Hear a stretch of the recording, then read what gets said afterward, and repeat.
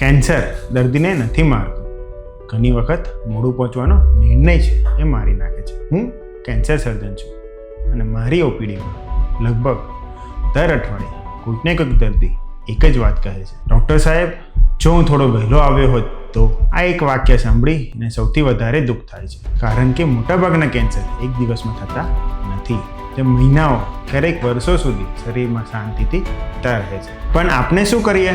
મોઢામાં પડેલો ન સાજો થતો ઘા તો વિટામિનની કમી હશે, છાતીમાં થતી ગાંઠ તો તૂટતી નથી એટલે કંઈ જ નહીં હોય, પેટની સતત થતી એસિડિટી એ તો ગેસ હશે, મળમાં લોહી વહેવું એ તો પાઇલ્સ હશે, વજન ઘટતું જાય છે. સારું છે ને, વજન તો ઓછું થઈ રહ્યું છે. અહીં જ સૌથી મોટી ભૂલ થાય છે. આપણે પીડાની રાહ જોઈએ છે, પણ યાદ રાખજો, શરૂઆતના મોટાભાગના કેન્સરમાં દુખાવો થતો જ નથી હોતો, અને જ્યારે દુખાવો શરૂ થાય છે ત્યારે ઘણી વખત કેન્સર આગળ વધી ચૂક્યું હોય છે. મારે તમને ડરાવવા નથી, મારે તમને જગાડવા છે, કારણ કે આજે ઘણા બધા કેન્સર જો પ્રથમ કે બીજા સ્ટેજમાં પકડાઈ જાય તો સંપૂર્ણપણે સાજા થઈ શકે છે. એટલે શરીર તમને જે નાના નાના સંકેતો આપે છે એને અવગણશો નહીં, કારણ કે કેન્સર અચાનક જીવલેણ નથી બનતું. તે જીવલેણ ત્યારે જ બને છે જ્યારે આપણે તેને સમય આપીએ છીએ. મારી એક જ વિનંતી છે કે લક્ષણોને ગૂગલ પર નહીં, પડોશીઓના અભિપ્રાય પર નહીં, દવાખાનાની દુકાન પર નહીં,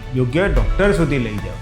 કદાચ એક તપાસ તમને કહેશે કે બધું સામાન્ય છે, પણ જો કેન્સર હશે તો એ જ એક સમયસર લેવાયેલો નિર્ણય તમારું જીવન અને તમારા પરિવારનું ભવિષ્ય બચાવી શકે છે. યાદ રાખજો, કેન્સરની સૌથી મોટી ભૂલ તેનું થવું નથી, પણ તેને ઓળખવામાં થયેલો મોડો નિર્ણય છે. તેથી વહેલી તપાસ, વહેલી સારવાર અને વહેલું જીવન તરફ પાછા ફરો.